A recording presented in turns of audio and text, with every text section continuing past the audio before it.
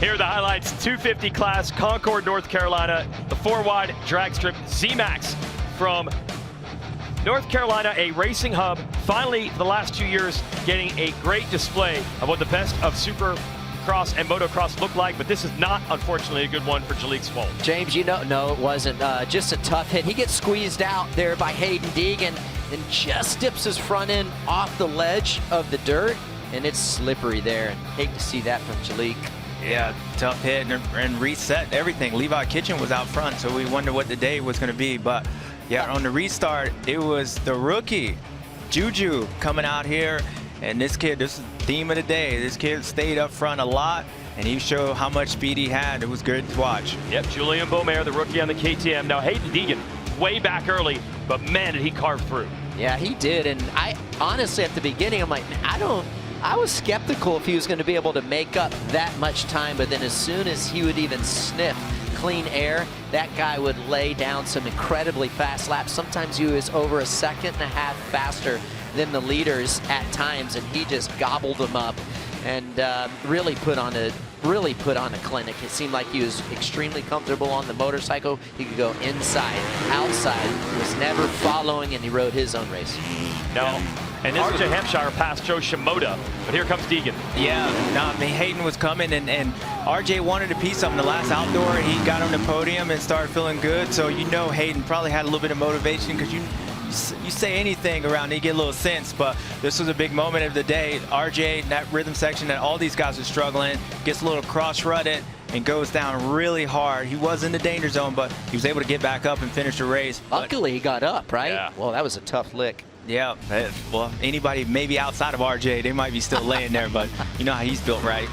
And now Deegan catches the leader, Beaumer, and uses that big rhythm again. Yeah, Julian had a huge lead, and the only person that was able to catch him was Hayden. I mean, he was just on a different level, so great ride by him. But this kid showed up at the gate. Man, he was moving. He has the swagger, and it was like move or be hit, because I'm going to the front. Well, like my dad used to tell me, James, if you didn't like what happened that first moto, you probably ain't gonna like what's gonna happen the second moto, right? Yeah, if you don't like that, turn the TV off right now, because we get a replay this.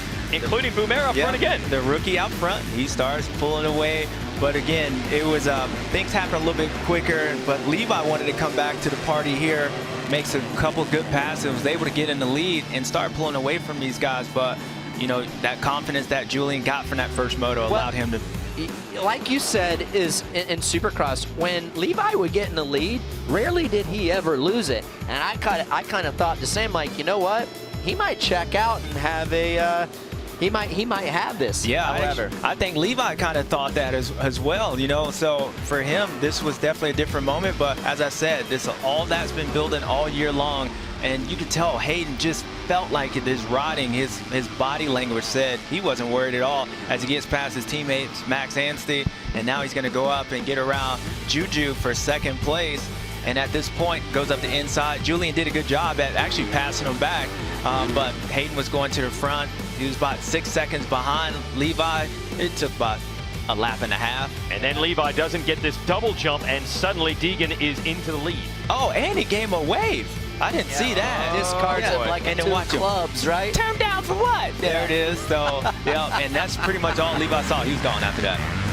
I will tell you this. Yep, go ahead. I'm going to tell you, Juju Beaumer, I think, had an incredible ride. I think one of the best rides of the weekend for that class outside of Hayden Deegan, and I can't wait to see if he backs up that performance next week. And if so, he's made that next step in his career, I believe. Yep. Great job, Julian.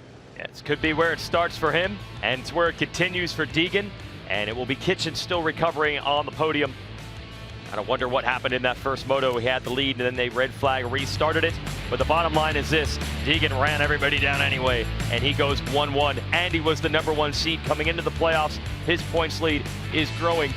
Kitchen third, as mentioned, then Shimoda and Vial. Yeah, if you look in the dictionary of the word beatdown, you're going to see Hayden Deegan's face up there. That was a beatdown today, son. Yeah. The wave, the whip. And he was looking over, by the way, when Hampshire went down. He was toying with him today, and he said he wasn't even. He was mad. He's like, dude, I had so many bobbles. What? I'm like, oh man. Yeah, a lot of words, but